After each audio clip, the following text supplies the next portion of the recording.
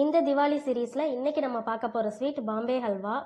First ஒரு பவுல் எடுத்துட்டு 1 cup அளவுக்கு கார்ன்ஃப்ளவர் எடுத்துக்கலாம். 2 கப் அளவுக்கு தண்ணி ஊற்றிட்டு விஸ்க் வச்சு நல்லா கிண்டணும்.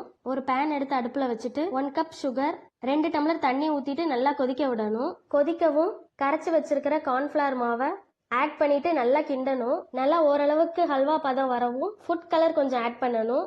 அப்புறம் சிம்லே வச்சு நல்லா கிண்டி விட்டுட்டே இருக்கணும். 1 டீஸ்பூன் நெய் ஊற்றிட்டு மறுபடியும் நல்லா கிண்டணும். எல்லா நட்ஸ்லையும் கொஞ்சம் கொஞ்சம் எடுத்து கட் பண்ணிட்டு ஆட் பண்ணிக்கணும். நான் பாதாம், முந்திரி, பிஸ்தா ஆட் பண்ணியிருக்கேன். ஹல்வா கன்சிஸ்டன்சி சூப்பராக வந்துருச்சு. இனி இதை நெய் தடவி வச்ச ஒரு பாத்திரத்துக்கு மாற்றிக்கணும். ஒரு 10 to 15 மினிட்ஸ் விட்டுறணும். அப்புறம் அழகாக நம்ம பிளேட்டிங் பண்ணிட வேண்டியதான். பேக்கரியிலலாம் நம்ம மொத்தமாக ஸ்வீட் வாங்கும்போது அந்த பாக்ஸில் இதுவும் கண்டிப்பாக இருக்கும். 90s கிட்ஸ் எல்லாத்துக்கும் தெரியும்னு நினைக்கிறேன். திருவிழாக்கள்லாம் இது கலர் கலராக அடுக்கி வச்சுருப்பாங்க. பார்க்கவே ரொம்ப கலர்ஃபுல்லாக அழகாக இருக்கும். நல்லா கட் பண்ணி எடுத்தாச்சு. இனி எல்லாருக்கும் சர்வ் பண்ண வேண்டியதுதான். நீங்களும் கண்டிப்பாக உங்கள் வீட்டில் ட்ரை பண்ணி பாருங்கள்.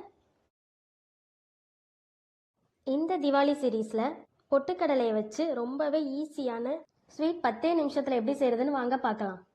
பொட்டுக்கடலை 1 கப், சுகர் 1 கப், 2 ஏலக்காய் போட்டு நல்லா அரைச்சி எடுத்துக்கலாம். நல்லா பவுடராக அரைச்சிக்கணும்.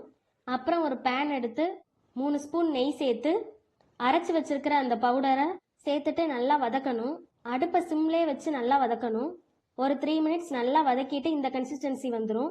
அப்புறம் ஒரு நெய் தடவின பிளேட்டுக்கு மாற்றிடலாம். ஒரு 10 நிமிஷத்துக்கு அப்படியே விட்டுறணும். சின்ன சின்ன பீஸாக கட் பண்ணி எடுத்துக்கலாம். கட் பண்ணிவிட்டு ஒரு 5 மினிட்ஸ் விட்டுறணும். அவ்வளோதான். ரொம்பவே ஈஸியாக சிம்பிளாக செய்யக்கூடிய பொரிகடலையை வச்சு ஒரு ஸ்வீட் ரெடி ஆயிடுச்சு. தேங்க்ஸ் ஃபார் வாட்சிங். டாடா.